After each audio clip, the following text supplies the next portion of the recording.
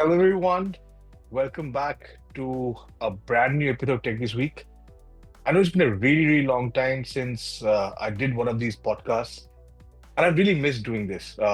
Work has kept me away from doing this. This is one of my absolute favorite things to do, and I really miss doing that for, like I said, multiple reasons. But here I am, back with all of you. Miss all these conversations, and I could not have probably chosen a better topic to start this back, and it's a topic which is not specific to a particular area of technology, but it deals on a subject which I think you probably would have thought about it at your own spare time as well. And I'll get your attention to this.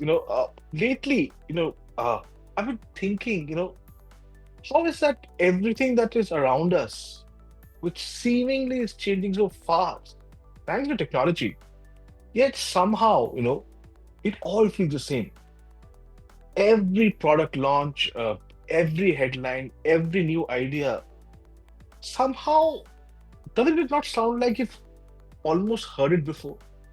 So that made me wonder, are we really innovating or are we just recycling the progress and calling it new?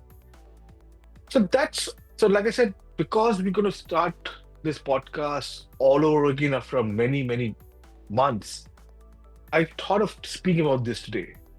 How come the question is innovation slowing down or is it starting to look repetitive and predictable? You know, because history has taught us one thing, we often mistake movement for progress. The world keeps announcing what's next, but very little feels truly new. Every industry claims to be transforming. Cars are smarter, phones are faster, factories are greener. But if you step back, it all starts to look like the same story told in different words. You know, we're surrounded by upgrades, not breakthroughs. The next big thing actually has become the next small improvement. And the strange part is we seem perfectly fine with it. We are attuned to it. We celebrate the new version even when it barely changes our lives. We measure progress by how quickly things update, not how deeply they change.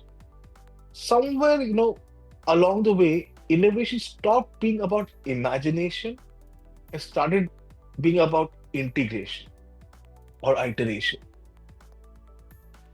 If you think about it, this sameness didn't happen because people stopped being creative. No, it happened because we stopped allowing creativity to take risks. Think about it. Today, every product decision is backed by data. Yes, I'm questioning that entire compass of success being data, regardless of what you're talking about, at least in the realm of technology. We take tremendous pride in saying data is the new oil, the it replaces everything. But this over-dependent data isn't working in our favor because, like I said, every product decision is backed by data. Every new idea must be tested, benchmarked, and validated before it sees the light of day. So, in theory, it sounds smart, it's rational, but in practice, it leaves very little room for instinct or imagination, right? Because everything is backed by data. So when every idea must justify its existence with numbers, the only ideas that survive are the ones that look like something that's worked before. It needs historical success. We're not creating from vision anymore, unfortunately. We're creating from metrics. Innovation has quietly moved from being an act of courage to an act of compliance. And in a day of age of AI, when we talk about true disruption, because like I said, and I'll go back to a statement which I've taken help in my previous session as well. If there's one thing that history teaches us, it's that true innovation doesn't emerge from improvement, actually it emerges from contradiction. I'll give you an example, and I'm sure people of at least my generation and the generation before that, and probably a generation after me as well, would concur.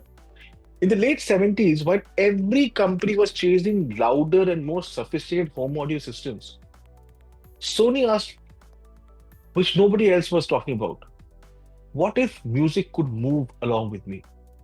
The Walkman didn't just change sound, it changed personal behavior. Decades later, Apple did something similar. When the world was adding more buttons and styluses to make this more smarter, Apple took everything away. It makes simplicity of new sophistication. Both inventions, but if you think true and if you think deep, weren't act of inventions alone. They were acts of defiance. And that's what we've lost today. We are innovating within boundaries, that innovation itself created. We no longer question the rules, we just refine them. The real threat, to progress isn't failure or fatigue, but it is alignment. When everyone starts thinking in the same direction, the future stops expanding. But history has never rewarded ones who perfected the obvious. It has only remembered the few who disrupted this very foundation, this very logic. Think of it. I found this area interesting and a lot can be thought and spoken about this. More from me next week, and I'll make sure that this continues now for weeks and months and years together. Take care. Have a great week ahead.